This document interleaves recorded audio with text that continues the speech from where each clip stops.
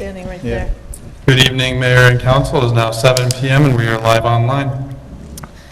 Good evening. I'm Pam Weatherby. I'm sitting in for the mayor tonight. I'll be acting mayor, and just to do a roll call, we have Molly Rhodes and Jeff Domansky and Amber Grant and Paloma Waki, and we also have Chris White, our city administrator, and we have Christian online. Yes. Good evening, Acting Mayor. Christian Gate from Keenan Bean, City Attorney's Office. Okay, great, thank you. And then we also have to take care of one agenda item of swearing in our new council member, George Mansfield, as our Ward 4 City Council member. So. Where do we do this? Right at the We'll do podium. that over there.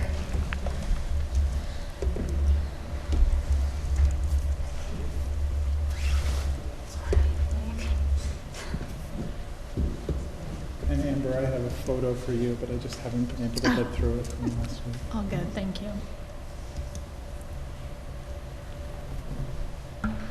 All right. So repeat after me, even though you probably know this by heart. And raise your right hand. I, George Mansfield, I, George Mansfield, do solemnly swear do solemnly swear that I will support the Constitution of the United States, that I will support the Constitution of the United States, the Constitution of the State of New York, the Constitution of the State of New York, and that I will faithfully discharge the duties of City Council member of Ward 4, and that I will faithfully discharge the duties of City Councilman representing Ward 4, according to the best of my ability. according to the best of my ability. All right, congratulations. Thank you. All right, you need to sign. And you got to sign the book. Yes. Isn't there a part where it says something like the Constitution of the State of New York?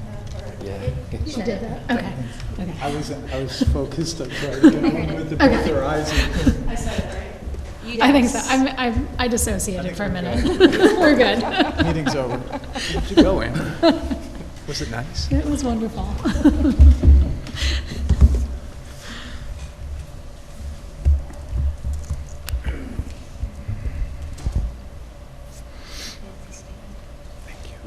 Thanks. Perfect. Great. Thanks, Pam.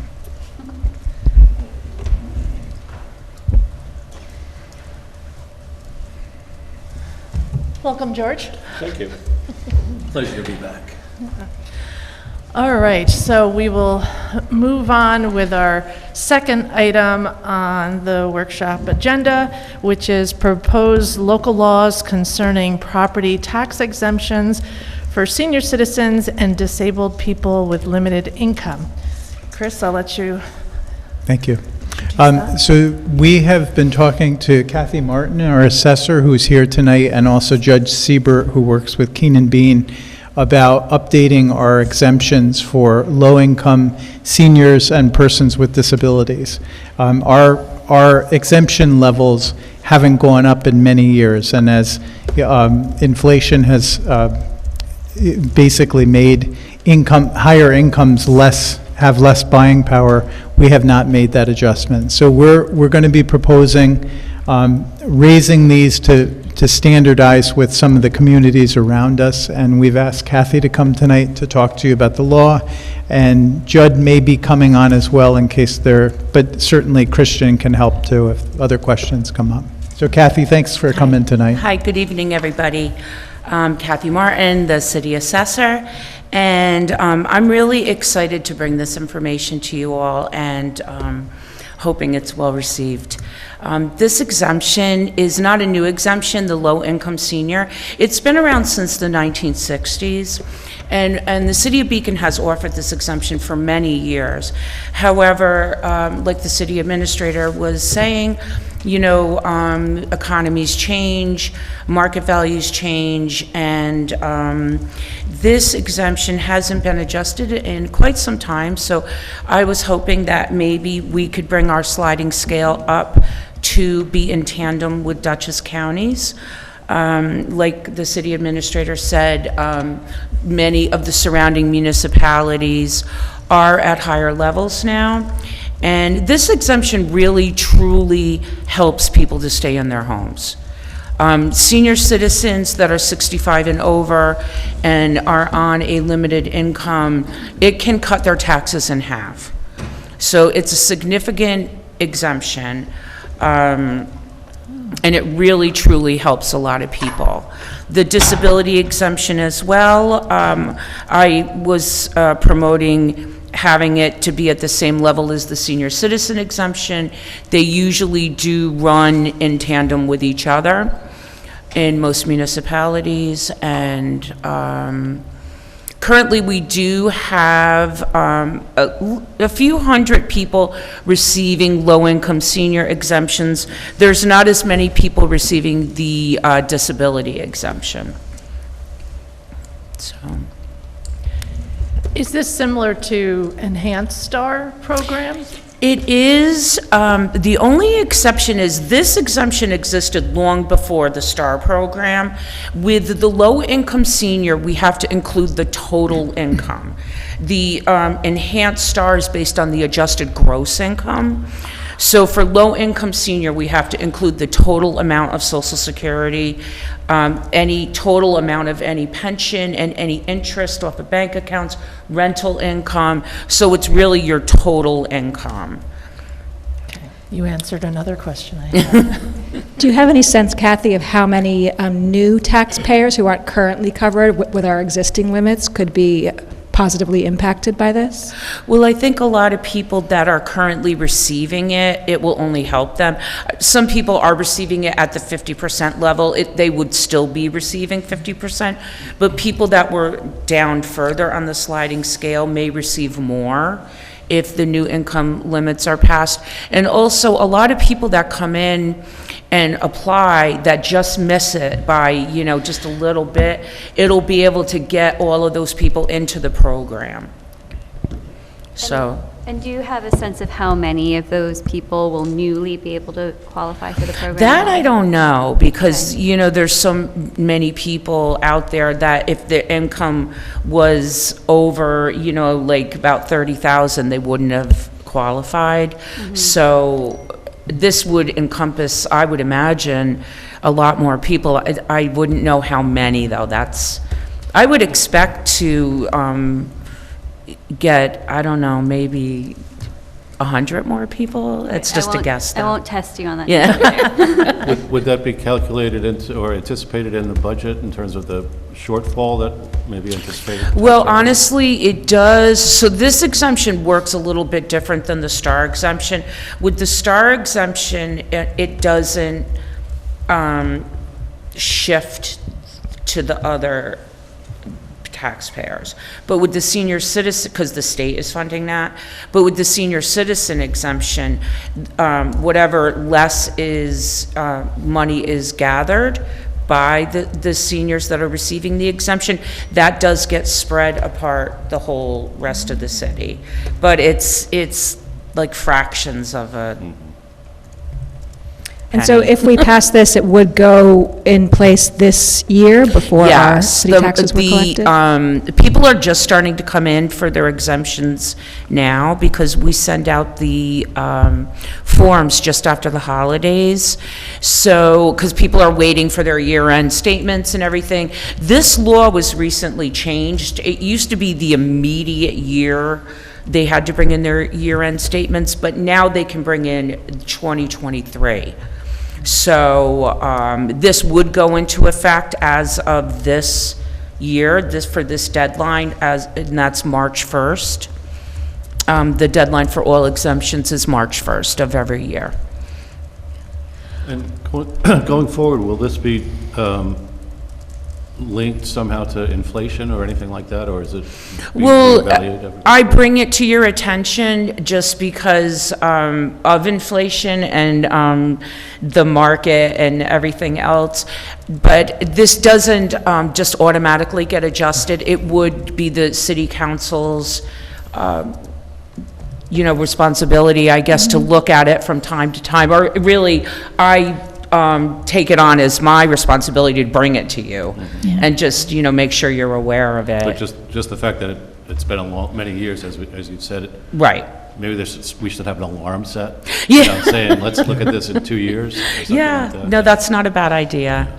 Yeah, to look at it every few years. I had kind of a similar question. So what you're saying is that this is now aligned to the values at the county level, right? Correct. And I'm wondering if, first of all, seeing that this hasn't changed since 1999 and 2001, we Right. should certainly evaluate this much more frequently.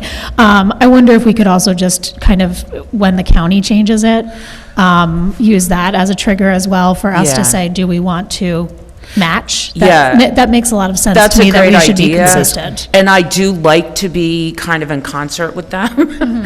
It's just, Yeah. that's a great idea. And I appreciate you bringing this to our attention. So thank you. No problem, I'm happy to. Is it possible to get it written similar to, we've had like the fee schedules? Is it possible for this to be added in and that we look at the county figures? Or do we have to have these dollar amounts listed in the code? It has to be in the City of Beacon's code. Yeah, the school district has their own, and then the county, and then the city would have theirs. But staying in line with the county is a good recommendation. Yeah, I'd be happy to jump in a little bit for some of the procedural aspects. So this would just be the adoption of a local law, so, subsequent increases or amendments, either to, be in conformance with market changes or county revisions, it would just require another local law to be adopted. So here, this is on the workshop. At your next voting meeting, it would then be scheduled for public hearings. It is 2 separate local laws, since it's 2 exemptions that are being modified here. And so that requires, 2 local laws to be adopted, 2 hearings, although they're so related, it probably wouldn't be a major concern to kind of hold a public hearing on both of them concurrently. Okay. Yes, and just one other change was currently, the city only goes down to 20%, and I'm proposing that we go down to 5% as well, because, 10%'s better than no percent. Especially when it comes to saving money, so.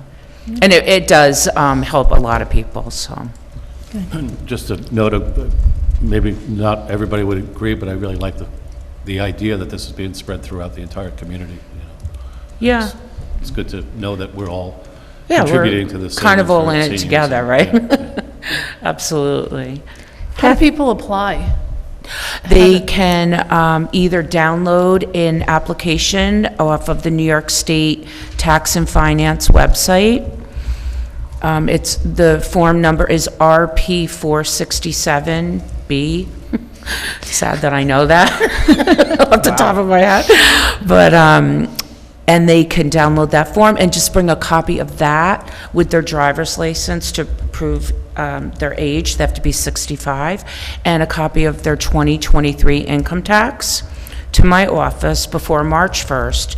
But if they don't file income tax still, which is the case for many seniors, you can either bring me all your year-end statements, and we'll make copies and help you fill that out.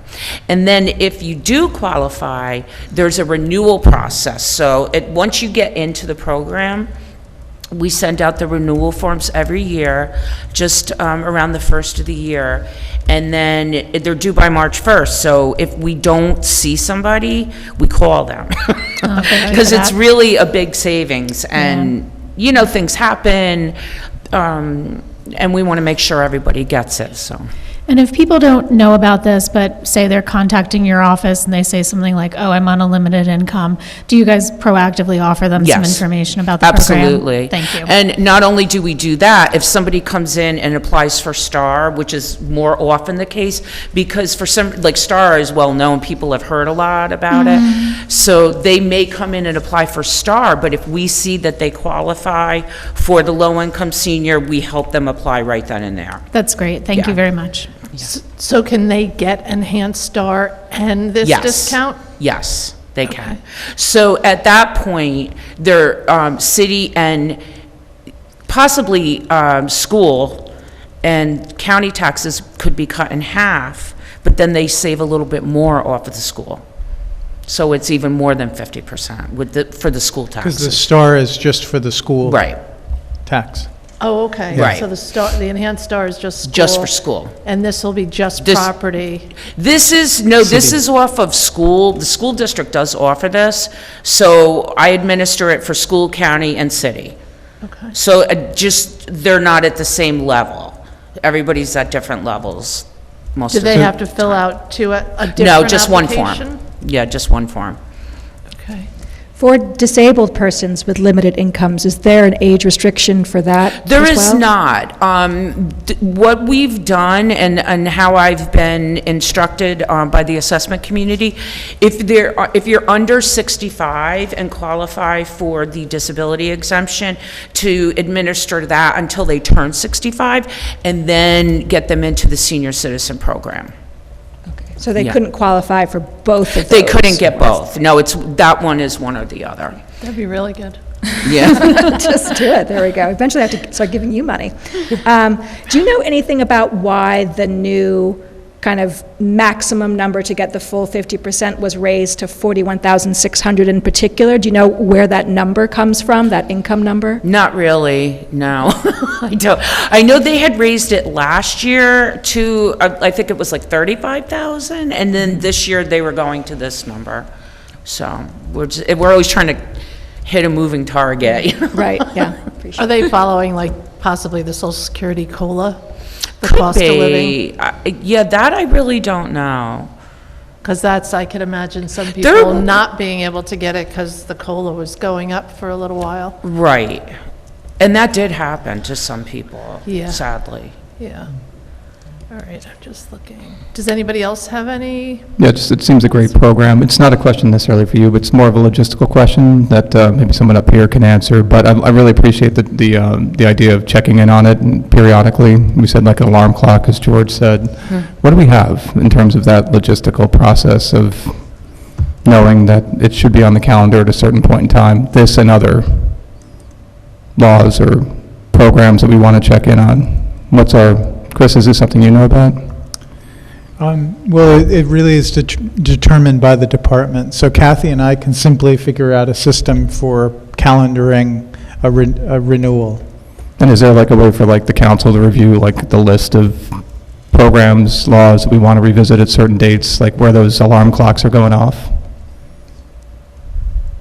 Well, what other, Well, I'm just saying that we've talked about it with other laws, and we should revisit this. You know, we talked about the parking law. It seems like it comes up periodically. I'm just wondering, is there like a master list that we know, like, There's 7 no months from now, we should yeah, be... there's no master list, but I'm glad to try to calendar this so it's done more regularly. Yeah.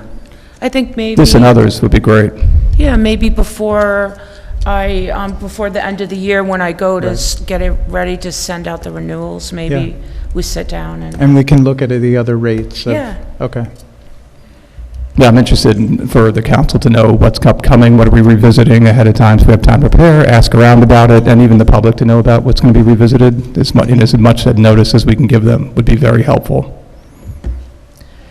So I just want to, so this is for the tax bills going out now? No, No. you would have had to apply for that last year. Okay. So the first bill that, if a person came in and applied tomorrow, the first bill they would see a savings on would be the next school tax bill, and then the property tax bill after that. Okay. Yeah, I just wanted to clear that up. So then when we do get, like, everybody gets their bills, you've accounted for everybody that's applied? Yes. And those numbers? Right, it's like a year behind, a little Okay. bit, And, yeah. and that way it doesn't affect the taxes now paid. Like if we had to reshuffle it right now, after we've already set the levy and allocated the pieces of the pie to the different properties, it would be, chaotic, yeah. Yeah. Is it possible to get a report back at some point when we know what kind of impact this has had in terms of dollar amounts? I'm sure, yeah, we could do some kind of analysis of like how many people How got many, it I yeah. think that might be good. previously and how many new people. Yeah, I'm sure we could do that. All right, great.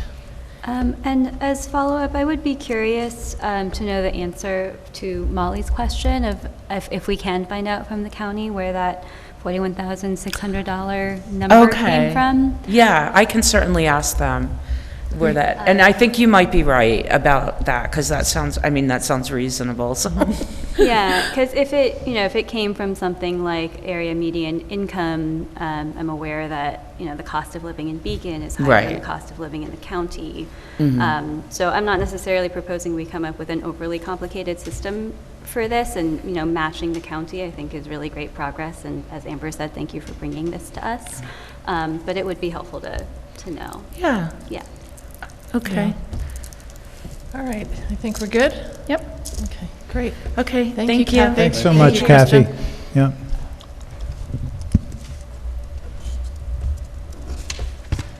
Sorry. All right, next on the agenda for a few items.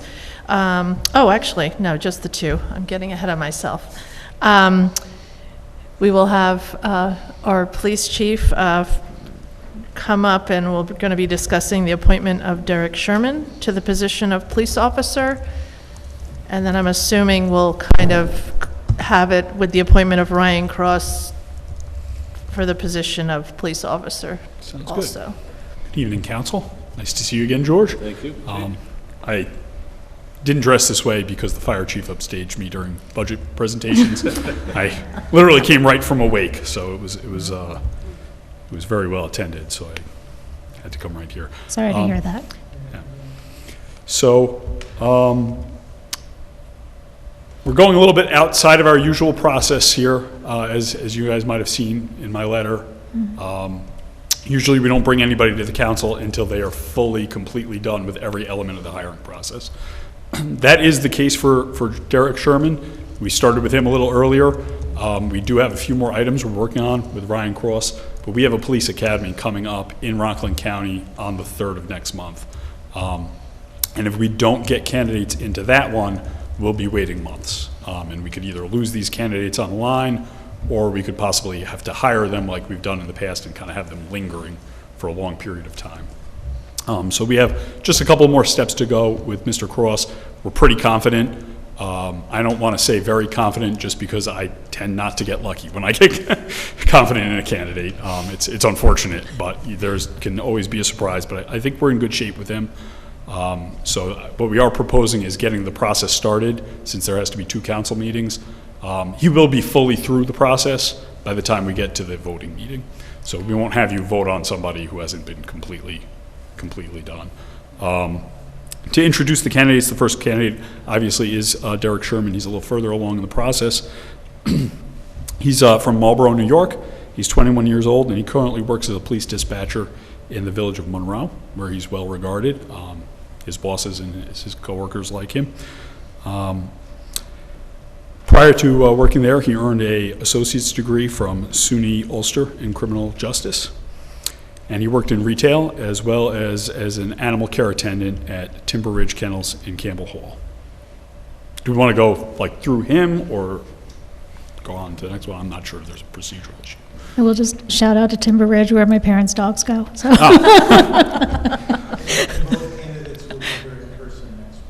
Oh, Great. okay. Yeah. And so the second candidate that we're proposing, and as I mentioned, we just have a couple more items in his background check to complete, along with his medical, is Ryan Cross. Mr. Cross is 31 years old. He grew up in Suffern, New York, down in Rockland. He currently works as a project manager for a roofing company and also holds an associate's degree in criminal justice, and his being from Rockland Community College. He actually earned a running scholarship to college, so hopefully he's kept that up. We look forward to having another fast guy on the team. And he was inspired to get into law enforcement by relatives who were local police officers down in Rockland County. Okay.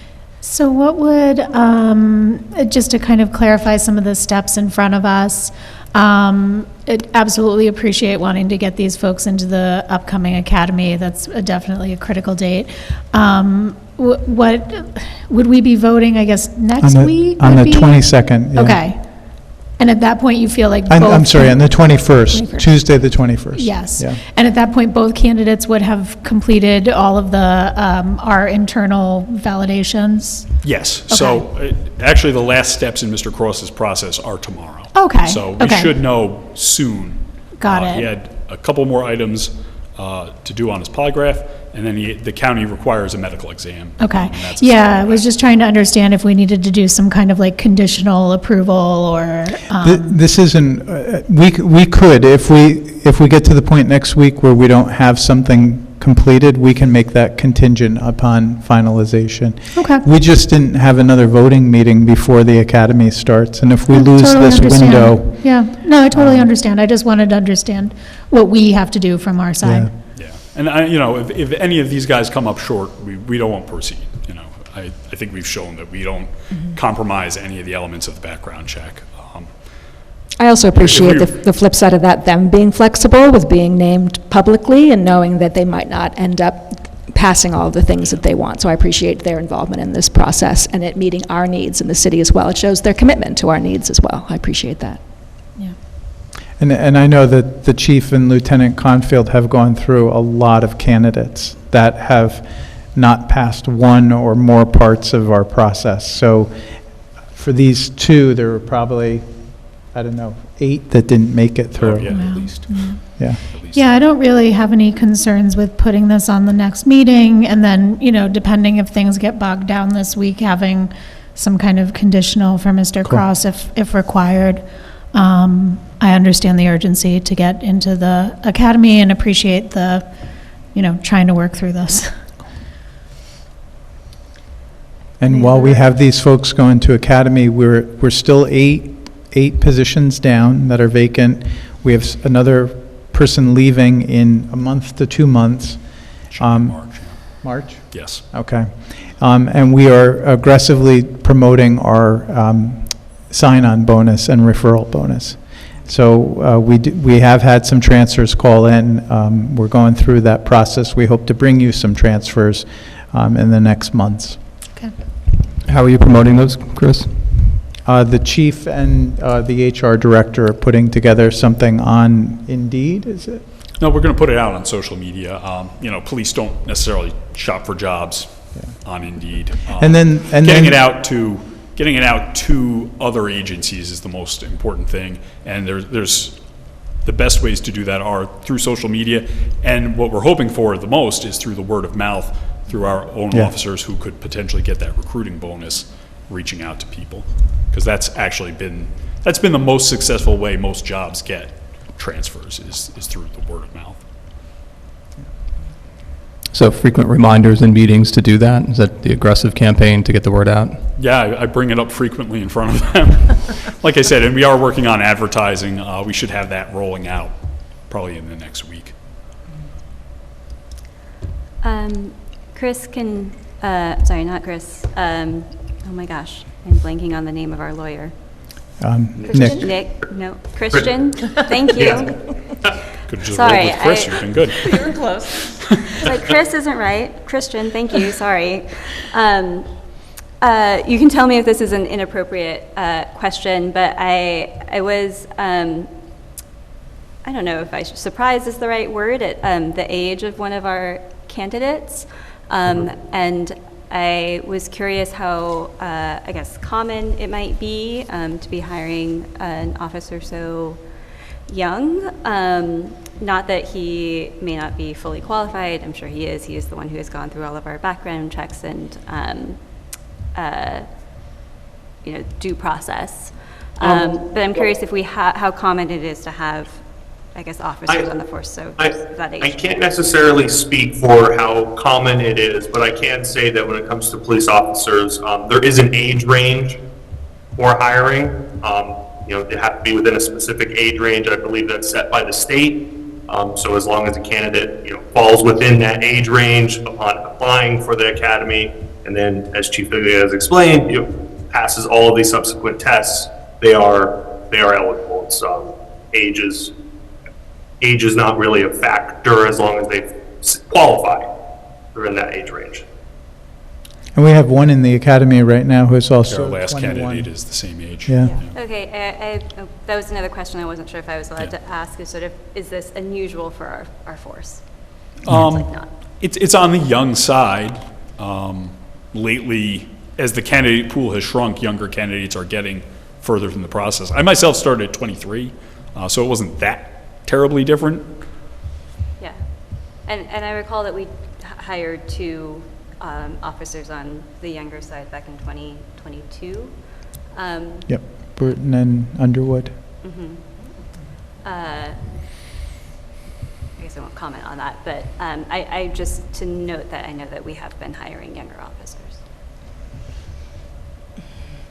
A couple other recruitment questions. I noticed that these 2 candidates come from, they were part of criminal justice programs, not in our county, in different counties, but I'm curious if there's, what you think of the idea of getting the word out specifically within those who are kind of interested in criminal justice careers broadly. Is that something you've ever tried or ever think it could be effective?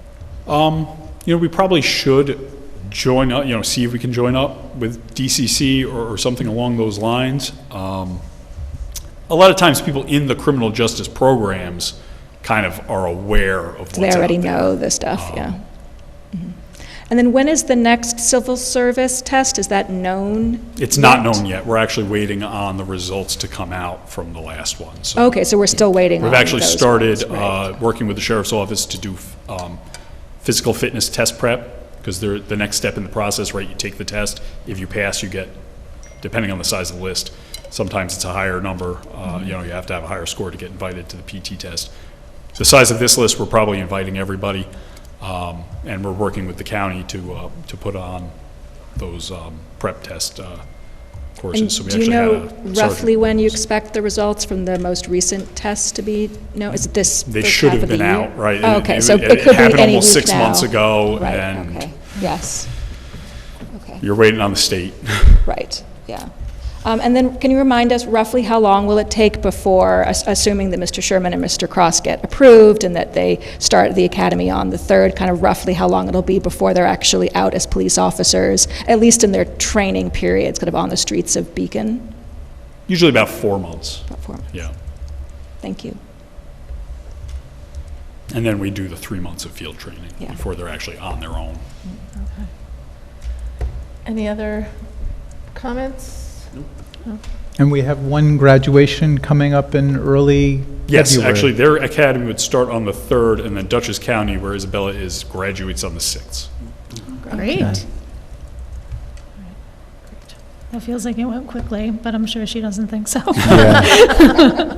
She definitely does not. Nobody does. Yeah. All right, well, thank you. All right. Thanks. Appreciate it. Thank you, guys. Thank you. Yeah, thanks. All right, next we have some different appointments. We have appointment of Sergei Krasakov, I apologize, Sergei, if I said that wrong, to the Conservation Advisory Committee. We have his application and resume as part of the agenda. I have a general, I guess, process question on these because they're all for the CAC, and I believe they're all existing members. They are. Do we need to discuss everyone individually, or can we just kind of take this as a group and if there's any, objections or questions on the group of them, can we do it that way? We're fine with that. I mean, we put this forward as a group. If you have questions about any of the candidates, Ben can help answer.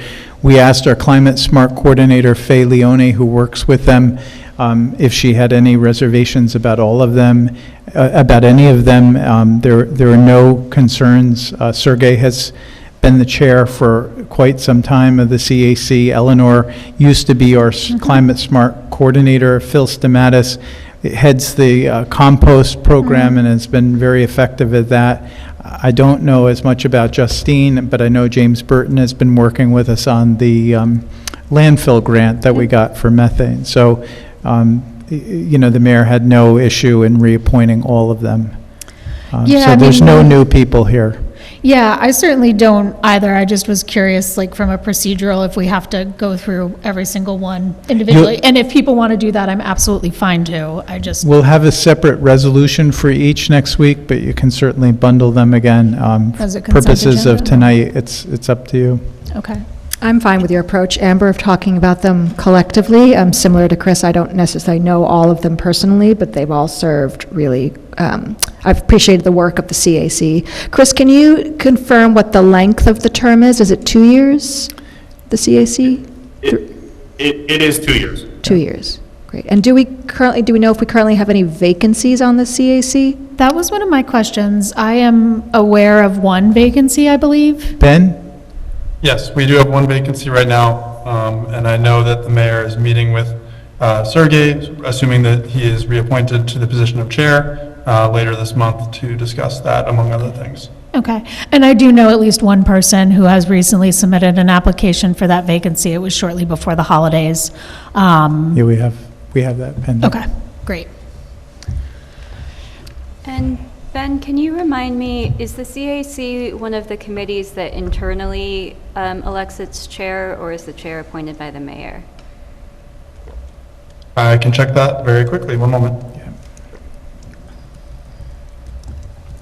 I think Sergey's been doing a great job, just a It is procedural question. it's the mayor. The mayor designates a member of the committee Okay. as chair.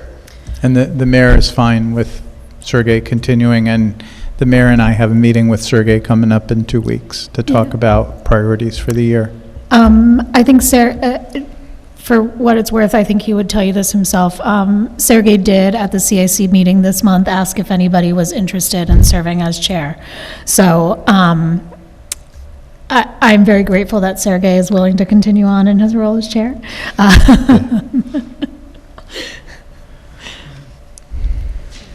Any other comments for agenda items Just 5 through 9? Just that Ben is working on the other vacancies, so that will be a subsequent workshop. We just didn't have time to get it done for this meeting.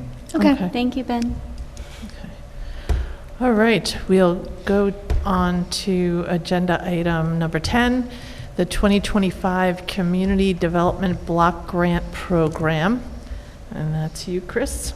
Yes, so I'll give a little background, which may be repetitive for some of you, but in case somebody's tuning in, CDBG is Community Development Block Grant.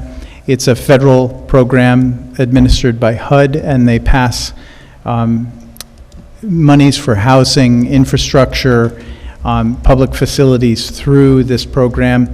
Each year, the city gets an allocation through this because we're part of the consortium with Dutchess County. The only municipality in the county that gets its own allocation is the city of Poughkeepsie, because it has a high enough population and its demographics make it eligible. We go in with the rest of the county and we get an allocation that's somewhere around 190 to 200,000 each year. Last year, you may remember, this program got held up because of the federal budget. It wasn't released till very late, and essentially there was no 2024 round except for the city of Beacon. We had told them that we could quickly turn and get that project done, which we did. We're getting our reimbursements in by the end of the week, which is when they're due. So this is for the next round, and it's coming very quickly. Our letter of interest has to be in shortly. The deadline is then in March. We're struggling just to get something in at this point, but one of the things is doing this public hearing. We are looking to do some area on Walcott Avenue between roughly South Street and maybe Dinan. I don't know how far we can go with the monies available. Our city engineer right now is scoping that out so that we can see how far that goes. I don't have that information yet, but we want to hold the public hearing and get that done so that we can get our letter of interest in. We're not even allowed to apply if we haven't done the public hearing. And what we're thinking is, we've done that neighborhood, which is between South Davies Terrace and the Beacon Housing Authority. In 2022, we did the park side of South Avenue and did from South to West Center Street. The following year, we did from Wolcott all the way up to South Davies Terrace Drive or Road. And then this year, we did West Center Street from south to the Recreation Center. So we've really been taking one of the neighborhoods with the worst sidewalk system and just turning it over. That's what this program is supposed to do. It's supposed to principally benefit low and median income residents. And public facilities like sidewalks are eligible. What we thought is we're going to see if we can get the sidewalks from south all the way to Teller done. There's a couple good sections that we may be able to jump over, but that way we'd also then connect to the sidewalk project at Teller Avenue that we'll be completing this summer. So again, the timeline is really tight. The applications are due March 3rd. We have to have our letter of intent in with at least a tentative project and a tentative budget by the first week of February, and it's going to be close because we're also working on another grant as well with our city engineer. So this is, next week we would set the public hearing, which would be held 2 weeks later. And I would just say, this isn't really set up to gather input. This is a treadmill, and if people want to propose ideas, we need to actually start in a few months thinking about next year's project. So it's not without some benefit. If other people have other ideas for these funds, we can queue that up next year. But it's really been a treadmill, and the fact that we got an allocation in 2024, we just kind of, we were the only ones that were awarded. So it's a lot to turn around and do another project right away. But these wouldn't be awarded. They're also changing two other things. They're changing the year for this, so these wouldn't be implemented. Their year will start in August, whereas it started earlier, so it will hopefully start to make more sense in terms of timing. The other thing is this is all subject to passage of the federal budget. And I have no idea whether and when that may pass and whether these funds will be included in those. This has been something that has previously been identified for cuts. So at least we'll queue it up and we'll see if we get any funding. In the future, is any of what wasn't done on Fishkill Ave, especially I'm thinking near Mill Street with like the crosswalk, with the lighted crosswalk, would that be something that we could look at maybe next year or in the future? Would Yeah, that I mean, qualify? we've already extended the Fishkill Teller Avenue project to go to Mill Street.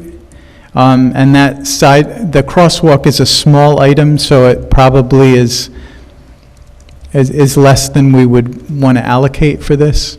Would it be a lighted crosswalk? I think we can do that other ways. I don't, that's a few $1,000s. We're talking about projects that are in the 200 to 250 range. Well, I know we were talking, so the sidewalk for Fishkill Ave, that's planning on happening, you were not. Yeah, that will be done by July of this year. I'm thinking next year. I appreciate you sharing the full application in the packet, Chris. I think it's great to be able to see that, and similar for future. It sounds like the sidewalk thing, I appreciate that is, sidewalks that are used, and it kind of meets the criteria of what they're looking for. And I was thinking, too, about future things that we don't necessarily have a plan for yet, but it mentions for public facilities, community centers, bike-friendly features, and bus shelters. So I'm hoping in the future there might be potential as we kind of think about what other things we might want in our community to expand for that, not focusing on what we might want for this year, given the speed at which we have to get things in. So again, I appreciate you kind of helping us to partner with you and the community to think more long-term about other things in addition to all the great sidewalk work that you've been spearheading. Thanks. At what point does the project have to be, does there have to be plans for this, or is this kind of just an idea and they'll allow you to, if you get the grant? That's a good question. No, for the letter of intent, it's more, what do you think you're doing, and what's the project area and what's the tentative budget. By the application period, we have to have a design, we have to have photos of the existing facility and which, like we did with West Center Street, we had to show them all of the degrading sidewalks. We have to have a detailed engineering estimate, and yeah, so we don't have a lot of time to turn that around. And we also have John, just while we're on the topic of bike and sidewalk, you did that resolution last week for the TIP application, and that TIP application is due on the 24th, so our city engineer is also working up an engineer's estimate. We got a conceptual plan today, basically going with like, what's the highest this would cost if we include everything? And you can always dial back from that if you get awarded. It's harder to then add things later in the future and go up, as we've learned. So. With all of these applications, there's obviously a lot of investment in engineering and planning and so on, and administrative stuff. Does that come out of the award if we get it, or is that? It doesn't. We don't. You can do that, but it's onerous to try to recover those costs. Mm-hmm. So what we do is we put on the CDBG, there might be some administrative. On the TIP, there is not. Mm-hmm. So, again, it's pretty small compared to what the return is. And we'll need the money. I mean, the Beekman project right now is looking like it could be in the $3 million range. You know, and if you think for a few $1,000s of your engineer to leverage that. Yeah. So. All right, any other comments? No. Save it. Oh, one question for you, Chris. I know that you talked about this before, previous years, that not all of Beacon qualifies. Yeah, Can you say a bit more about that? There's a CDBG catchment map on the Dutchess County CDBG page. And so one of the reasons we're targeting these specific areas is because they're within the map. So Pam Fishkill Avenue is in that area as well. But you go across the creek and that area isn't in it. Mm-hmm. So, but all around the Beacon Housing Authority, the reason we were going to stop at Dinan Street is because that starts a new census tract or block that that isn't eligible here. So we'll go right up to the border of that if we can do that. Thank you. Yeah. Is there any, for this project here, would there be any crosswalks that would be involved in that? I'm not certain yet. Because I know. I think I know I have one of the complexities is we have telephone poles that are smack in the middle of the sidewalk, so we have to figure out how to get around them. We've done that by going behind them and getting little pieces of right-of-way from property owners. Yeah, Blackburn was done nicely around the Yes. telephone poles. Yeah, but you're supposed to have a 4-foot clear width. For small sections, you can get to 4 feet. For the rest, you're supposed to be at 5 feet wide on ADA compliant sidewalks. The reason I ask, especially on if it's Walcott with a crosswalk, I know I was speaking with someone recently that they say even just to cross Walcott, even at a crosswalk, is just very difficult, and they were asking, you know, why can't we have the lighted crosswalks? So I'm wondering if that could be considered, especially on the roadways similar to Walcott and Fishkill Avenue, that overall typically the speed is higher in those two locations than most of the city, I would say. We can look at it when we're doing the work. Okay. Yeah, like when we did the stuff by Teller, we extended the curb ramp. We still have to go back and paint the lines on the road. We ran out of time, and it's been a little, the weather hasn't been cooperative for painting lines. So we'll look at that area as we do that. We did improve like the crosswalks on West Center when we did that as well. Okay. So. Thank you. And unless there's any other comments, the last item on the agenda, water meter upgrade project update.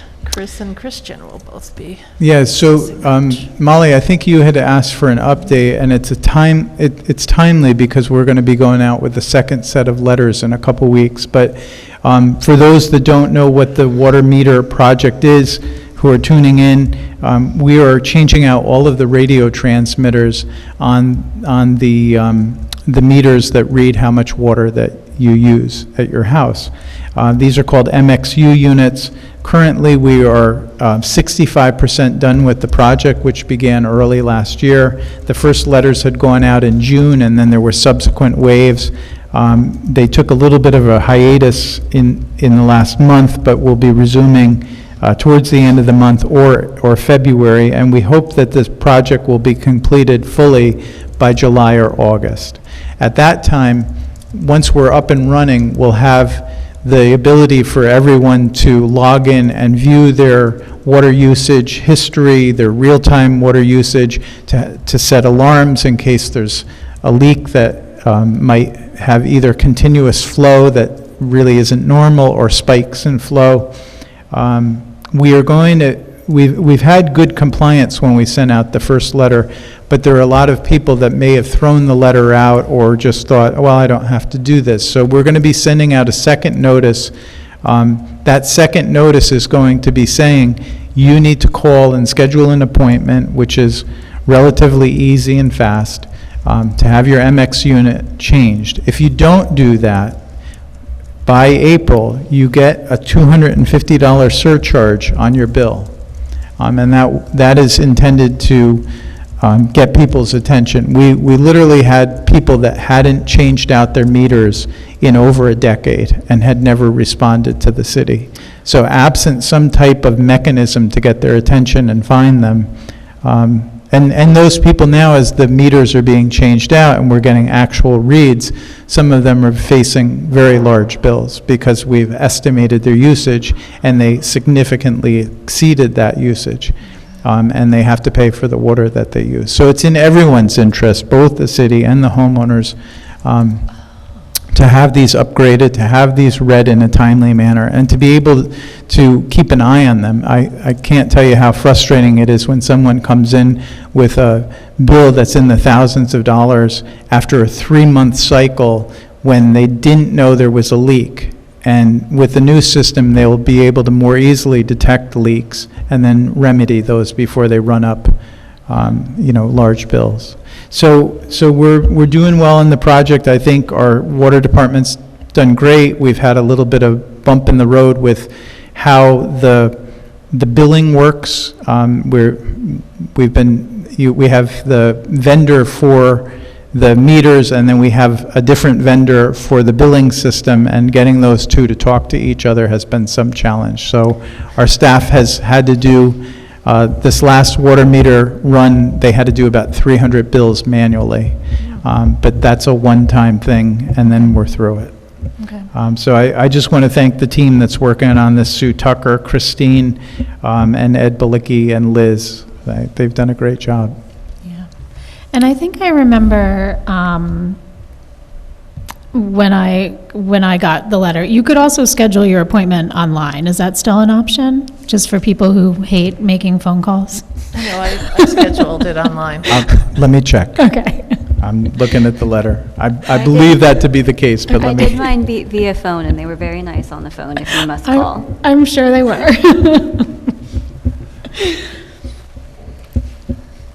Is there a cost, Chris, for the, when this new meter is installed? Because it says in the city code that the owner is responsible for the cost of the meters. Is there an additional charge for these new meters? No. They're not, we're not changing out the meters, we're changing out the radio transmitter. On the outside of your house. But they do come inside to check things. Yeah, some of them are inside. Mine was inside. Is I'm it inside? still checking. And they're doing a on this. report on the type of line that's in there too. So there's Public value, whether it's lead, whether communications. it's... They had to get in, yeah. Hold on, I'm close. I'll also say that if you haven't received Yes. a letter, but you really want your meter upgrade, you can call them, and sometimes they'll schedule you ahead of time.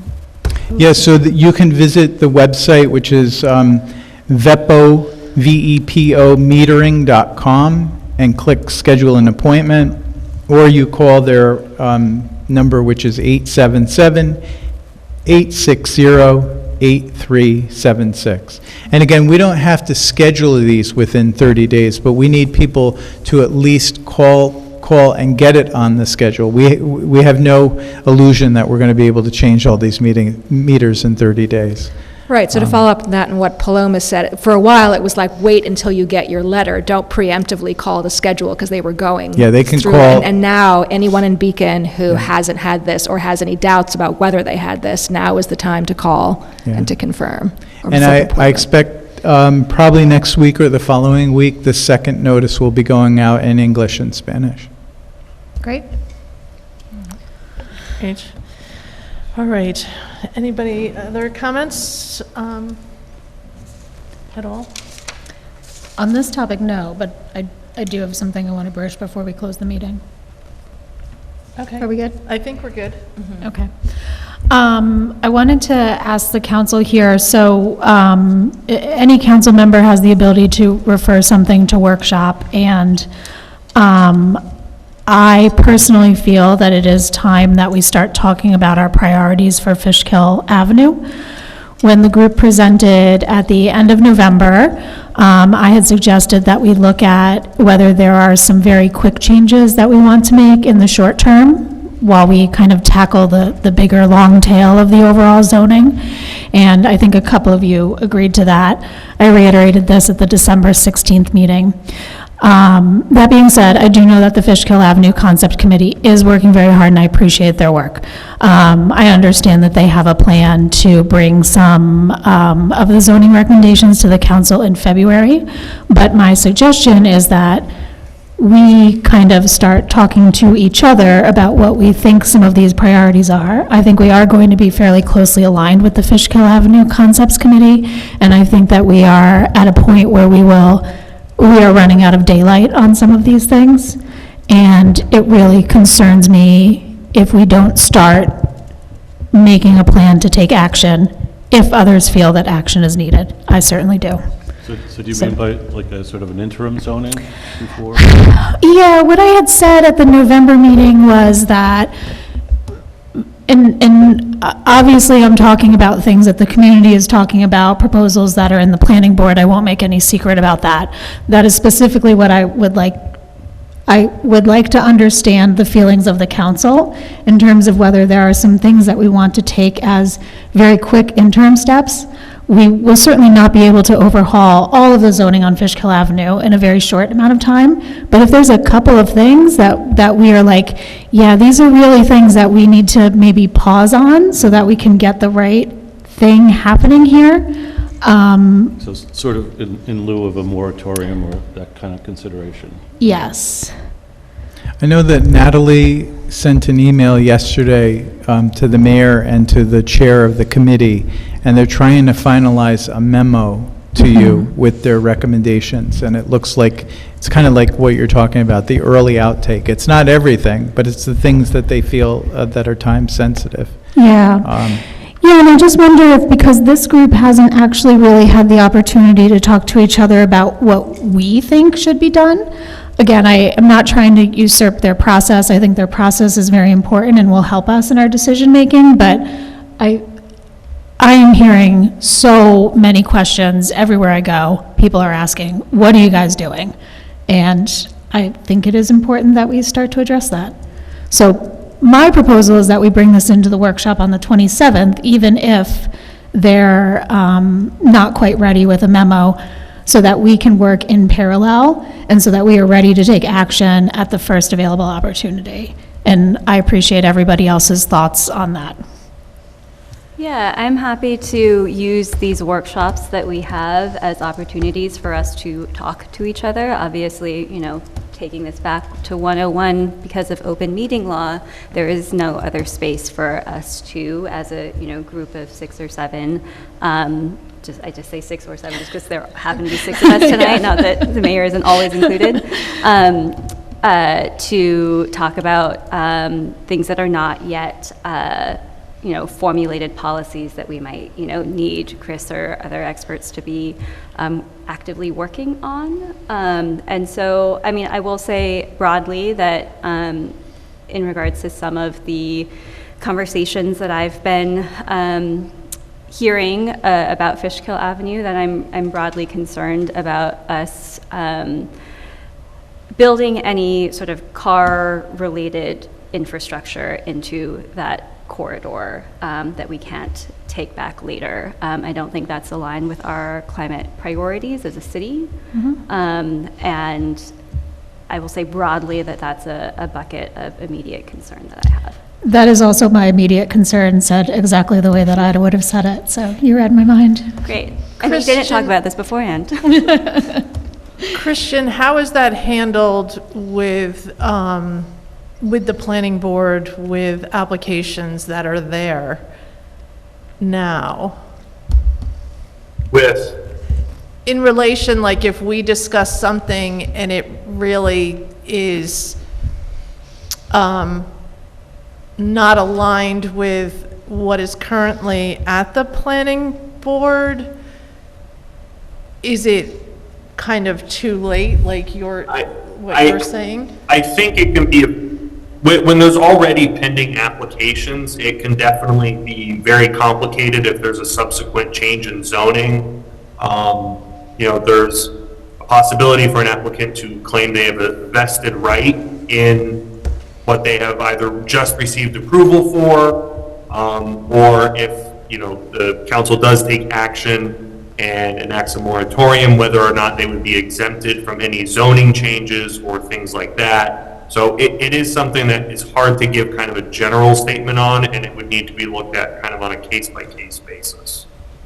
Christian, is that something we should discuss in an executive session, or it just is a case-by-case basis and we shouldn't, there's no further conversation to have?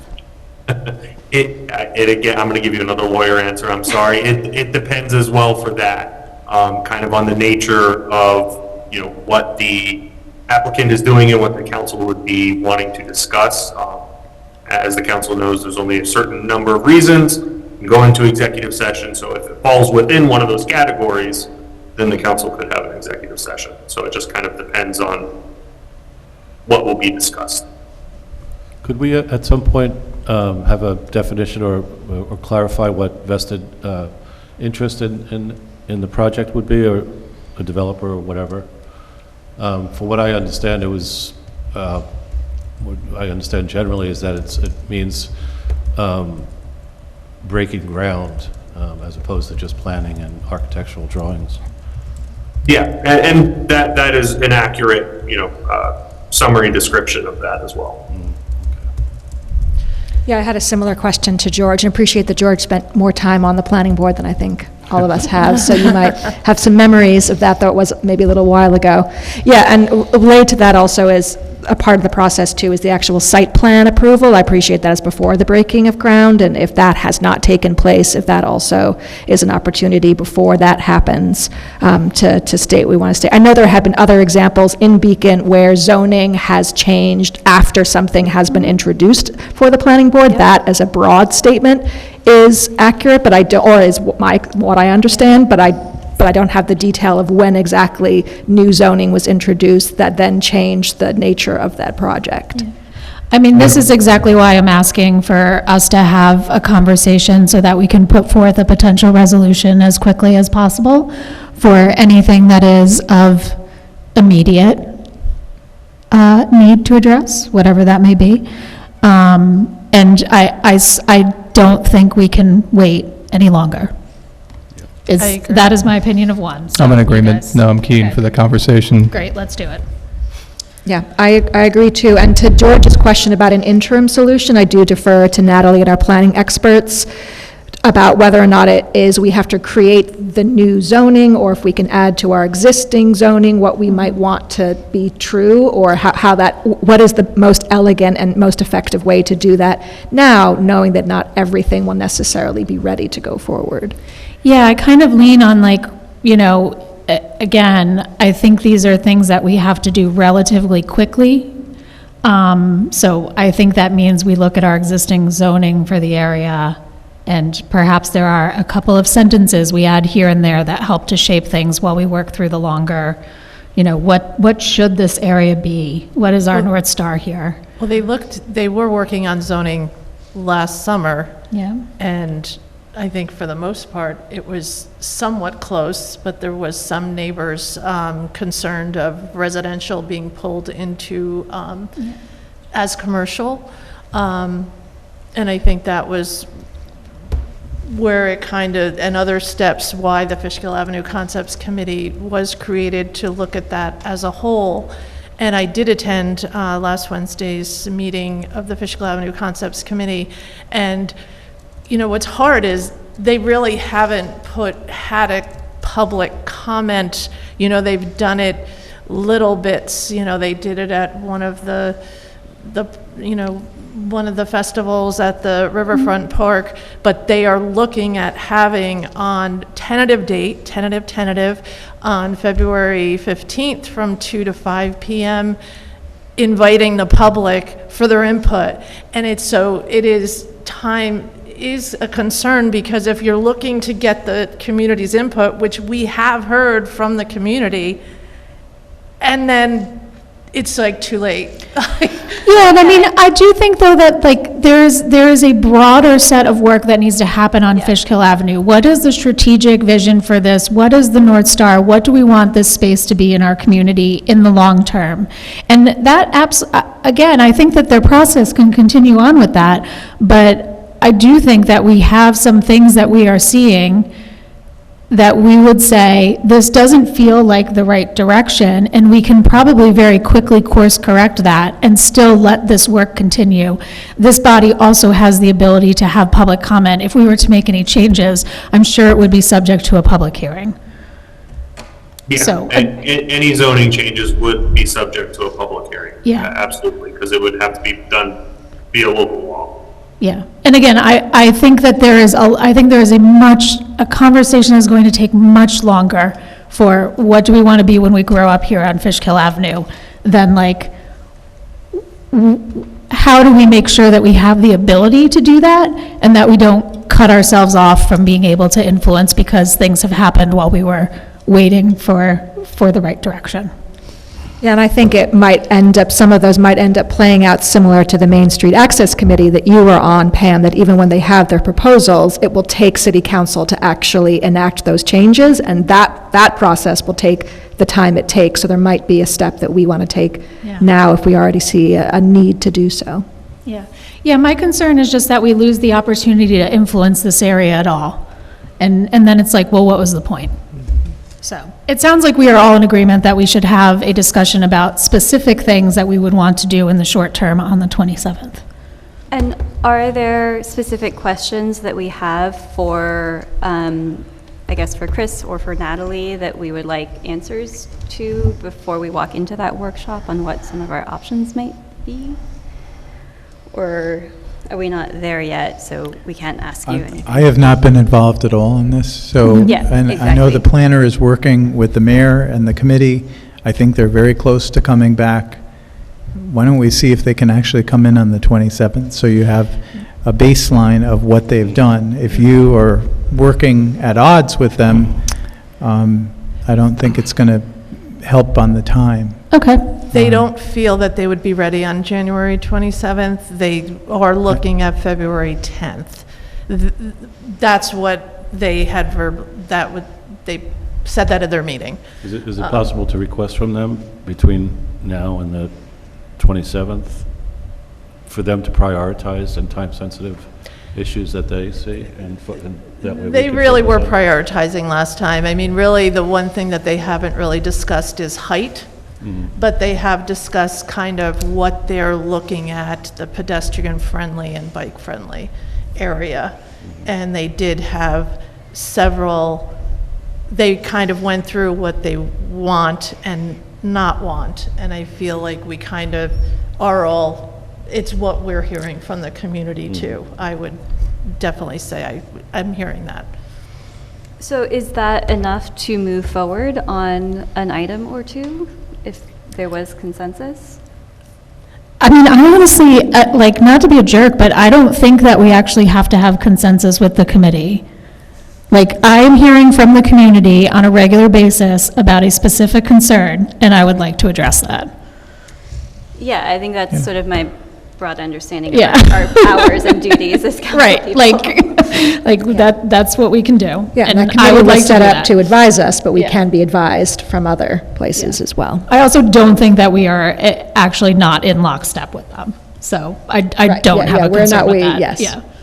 I think for questions, I think the thing we raised here is if we wanted to make changes that are effective of zoning, like what's the best way to do that? So I think even if the memo itself isn't presented, like having Natalie available, it sounds like she'd be the best positioned to help answer some of those questions. Maybe, I guess, our member of our legal team can also potentially do that. So I think we know what our options are. There might be things we want to push forward that we hope are aligned with the committee, but if they're not ready, we don't necessarily want to drag them. Even though their meetings have been public and people can be following along, we don't want to force them to come before us if they're not ready for that yet. We can see if Natalie's available. I know she was on our meeting shortly. She's been tuning in. Okay. And I went off the meeting because we were done. Yeah. No, I know I called an audible here, but I'm working on the charter provision that allows council members to refer an item to workshop, and I feel very strongly that we need to discuss this immediately. We'll see if Natalie can be available. Thank you, Chris, appreciate that. I have one other ask. Is it possible, having attended the Fishkill Avenue Concepts Committee meeting on Wednesday, does the city have for committees to use a microphone and speaker set up for virtual meetings when we don't have our sound system available? Because I know it was very awkward. People are moving around the computers on these tables because the people virtually couldn't hear where the person was sitting at Chris's side. When the committee has requested the smart board and the speakers and the mics, yeah, we have given them that. I mean, we had the smart board at one of the meetings. Yeah, it was The available. smart when- board was out, but there wasn't any microphones or anything. Maybe they just don't know that they can use everything or how to use The chair them. can just reach out to Ben. Whatever they need, they can let us know. I don't know why we only need the mics really because of broadcasting online. Yeah. Yeah, it would have been helpful because, even to have a microphone on somebody's computer so people could hear it was just very hard to hear, and this isn't the first time that. Yeah, I think maybe to say what you're saying another way, Pam, is that there are committee meetings, like I've mostly been to CAC meetings, where some members of the public and some members of the CAC are joining via Zoom. So it's a classic hybrid Zoom meeting situation.